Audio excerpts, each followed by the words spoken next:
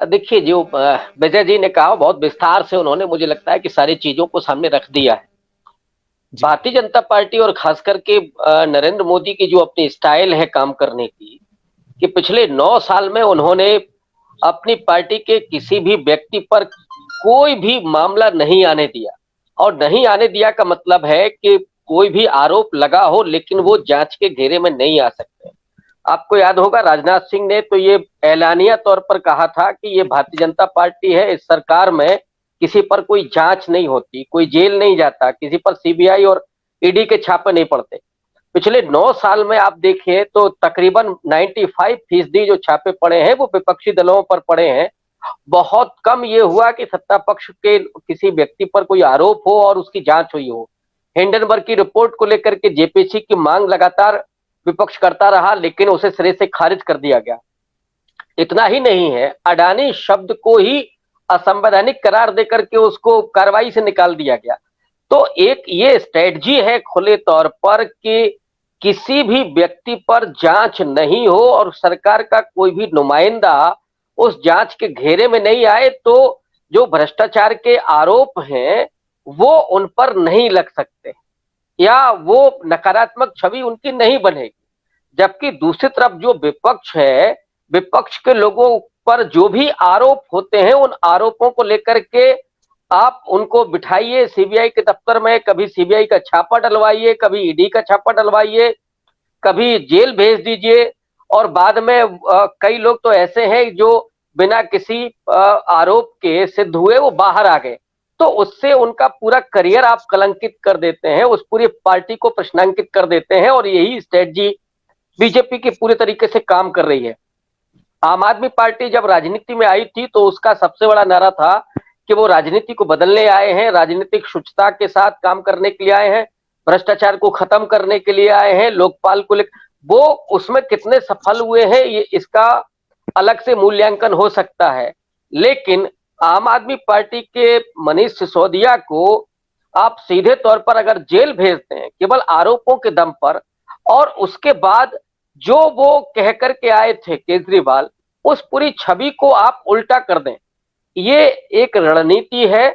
उस रणनीति के तहत ही भारतीय जनता पार्टी काम कर रही है और उसे मालूम है कि पंजाब और दिल्ली में खास करके लोकसभा चुनाव में भारतीय जनता पार्टी के लिए कितनी मुसीबतें होने वाली हैं। क्योंकि महाराष्ट्र और बिहार से, झारखंड से बीजेपी बेहद कमजोर होगी। और इतना ही नहीं, जहां पे अभी 3-4 राज्यों के चुनाव हैं, कर्नाटक, राजस्थान, छत्तीसगढ़, मध्य प्रदेश, यहाँ पे भी कमोबेश भारतीय जनता पार्टी की स्थिति बहुत मजबूत नहीं है। कर्नाटक में तो सर्वे ये कह रहे हैं कि वहां पे बीजेपी हार सकती है, कांग्रेस पार्टी को अपर हैंड है। तो इन हालातों में 24 में अगर आपको जाना है चुनावी मैदान में, तो ऐसे में समूचे विपक्ष को आप प्रश्नांकित करें, उस पर ये आरोप लगाएं कि वो भ्रष्टाचारी हैं और उनमें काम करने की कुवत नहीं है, वे ईमानदार नहीं है, सर्वशक्तिमान तो सरकार यही है, पार्टी यही है, और इसी नैरेटिव के आधार पर आप पहुंचे। लाख आप पर आरोप हो कि अंबानी और अडानी के साथ आपने क्या किया है, कोरोना के समय क्या हालात हुए हैं, जब करीब 6 करोड़ लोग गरीबी रेखा के नीचे गए, उसी दरमियान अडानी साहब कैसे दूसरे नंबर के अरबपति हो जाते हैं और उसी दरमियान तकरीबन 2 दर्जन अरबपति कैसे बढ़ जाते हैं। ये कौन सा जादू हो रहा था, कौन सा मोदी का इकोनॉमिक्स है कि जिसमें गरीब और ज्यादा गरीब हो गया और अमीर और ज्यादा धन्ना सेठ बन गया। लेकिन ये आरोप कभी जस्टिफाई ना हो, ये इन आरोपों को लेकर के आम जनमानस में कोई नकारात्मक छवि ना बने, इसके लिए ये पूरी कश्मकश है कि आप विपक्षी दलों को लगातार उन पर हमले करते रहें, उनको सीबीआई और ईडी के जरिए उनको प्रश्नांकित करते रहें। यही पूरी कोशिश चल रही है।